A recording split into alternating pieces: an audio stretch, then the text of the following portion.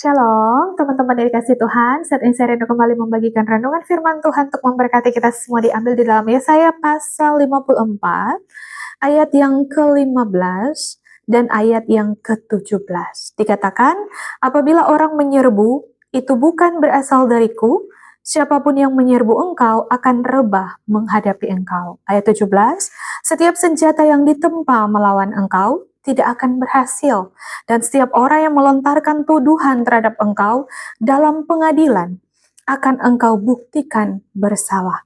Itulah bagian hamba-hamba Tuhan dan kebenaran yang mereka terima dariku. Demikianlah firman Tuhan. Teman-teman dikasih Tuhan, firman Tuhan apa yang dapat kita pelajari dari Yesaya 54 ini? Judul perikopnya perjanjian damai sejahtera dengan Sion. Ayat 15 ini, apa yang bisa menjadi rema dalam kehidupan kita? Apabila orang menyerbu itu bukan berasal dariku, siapapun yang menyerbu engkau akan rebah menghadapi engkau. Jadi, jika ada yang ingin menjatuhkan kita dan jika itu bukan daripada Tuhan, orang-orang itu yang akan menyerbu kita itu akan rebah, tidak bisa menghadapi kita. Ibaratnya, kalau dia musuh yang ingin menjatuhkan kita, dan itu bukan daripada Tuhan, tidak seizin Tuhan, maka orang-orang itu tidak dapat meruntuhkan kita. Orang-orang itu malah yang akan jatuh sendiri ketika mereka menghadapi kita. Asalkan apa? Asalkan kita hidup benar-benar takut akan Tuhan, asalkan kita hidup benar sesuai dengan firman Tuhan.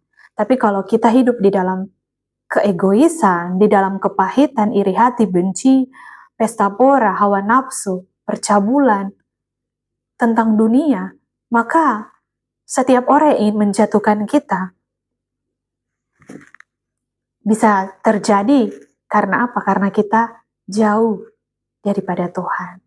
Atau mungkin terjadi karena Tuhan mengizinkan agar kita berbalik dan kita bertobat mencari wajah Tuhan.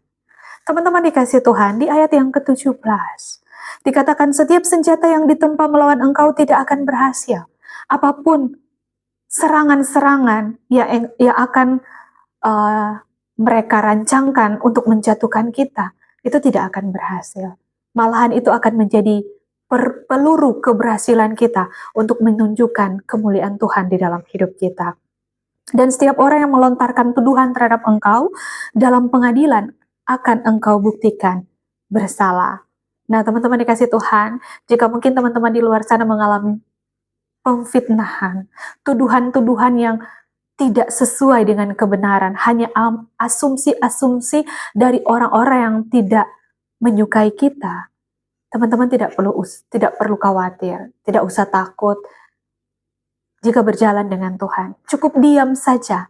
Tapi jika mereka terus melontarkan sampai harus masuk ke dalam suatu ibaratnya diadili, kita bisa membuktikan bahwa apa yang mereka katakan itu tidak benar, dan mereka yang akan merasa malu karena setiap asumsi-asumsi yang keluar dari pikiran mereka itu cuma hanya karena mereka belum beres dengan hati mereka atau karena mereka iri melihat keberhasilan kita.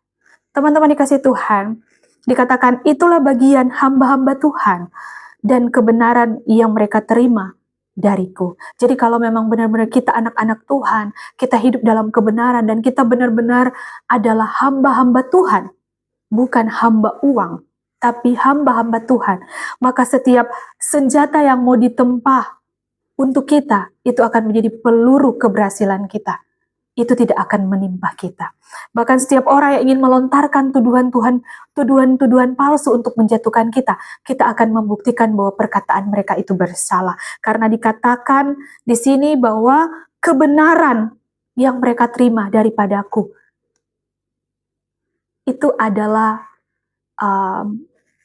dikatakan janji Tuhan, kebenaran. Jadi kalau memang kita harus tahu kebenarannya, sekalipun kita sebagai anak-anak Tuhan kita ingin dijatuhkan, sebagai anak-anak Tuhan kita ingin disingkirkan, sebagai anak-anak Tuhan kita mungkin dalam dunia pekerjaan sekuler, di siku kiri kanan, supaya kita jatuh dari jabatan kita. Tapi kalau kita benar-benar anak Tuhan, takut akan Tuhan, hidup benar di dalam kebenaran firman, maka kita harus tahu kebenarannya. Ini janji Tuhan di dalam hidup orang-orang yang takut akan Tuhan dan hamba-hamba Tuhan, bahwa itulah bagian hamba-hamba Tuhan dan kebenaran yang mereka terima dariku. Apa yang akan kita terima ketika kita benar-benar hidup takut akan Tuhan? Setiap senjata yang ditempa tidak akan menimpa, setiap tuduhan yang dilontarkan akan dibuktikan bersalah. Jadi kita akan dipermuliakan Tuhan. Orang-orang akan melihat bahwa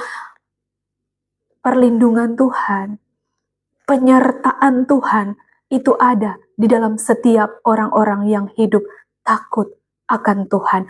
Pembelaan Tuhan akan nyata di tengah-tengah orang yang ingin menjatuhkan kita. Jadi teman-teman, jangan berani takut untuk hidup benar di dalam dunia pekerjaan. Jangan pernah takut untuk hidup benar. Tetap terus hidup benar, berpegang pada firman.